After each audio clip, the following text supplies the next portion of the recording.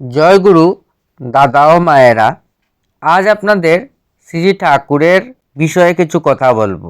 একজন শ্রী ঠাকুরকে প্রশ্ন করেছিলেন সংসারে কিভাবে চলতে হয়। শ্রী ঠাকুর সংসারের সব কাজকর্ম, আচার ব্যবহার, জপ টপ সবটার ভিতর দিয়েই ইষ্টকে উপচয়ী করে তুলতে হবে, আর আমার যা কিছু সার্থক করে তুলতে হবে তাতে। আবারও প্রশ্ন করা হলো, এইভাবে চললে কি মানুষ শান্তি পাবে?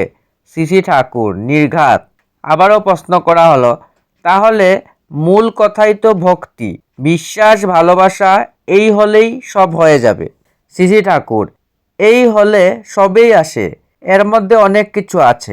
আবার একজন প্রশ্ন করলেন, মন্ত্র মানে কি? মন্ত্রের প্রয়োজন কি? শ্রী ঠাকুর, মন্ত্র মানে যা মনকে প্রবৃত্তি থেকে ত্রাণ করে, আর মন্ত্র মানে জীবনের সংকেত, সবটার মধ্যে দিয়ে সেটা কার্যে পরিণত করতে চাই।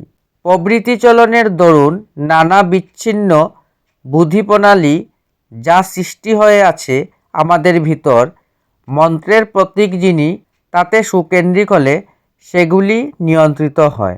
আনন্দমুখর অর্থভাবনা সমন্বিত মন্ত্রজপের ভিতর দিয়ে মানুষের অবচেতন মনের অনিয়ন্ত্রিত বহু কিছুই উদ্ভাসিত হয়ে নিয়ন্ত্রিত হয়ে উঠতে পারে। একজন প্রশ্ন করলেন শ্রী ঠাকুরকে, কে আমি? ত্রিতাপে কষ্ট পাচ্ছি কেন? সাধ্য বস্তুই বা কি? তার উত্তরে শ্রী ঠাকুর বললেন, আমি কিছু বুঝি না, মূর্খ মানুষ, এইটুকু বুঝি, যদি চাই চাওয়া মাফিক করতে হবে। আমাদের হওয়া চাই ইষ্টার্থ প্রতিষ্ঠাপরায়ণ। তখন প্রবৃত্তিগুলি ছিনিয়ে নিতে পারি না, সবগুলি অন্বিত হয়ে ওঠে। আমরা তদুপচয়ী চলনে চলি, তখন তৃপ্তি থাকে। দুনিয়ার মধ্যে থেকেও কচু পাতার মতো গায়ে জল ভরে না। একজন প্রশ্ন করলেন, মুহূর্ত মাত্র সাধু সঙ্গে মানুষ প্রাণ পায় মানে কি?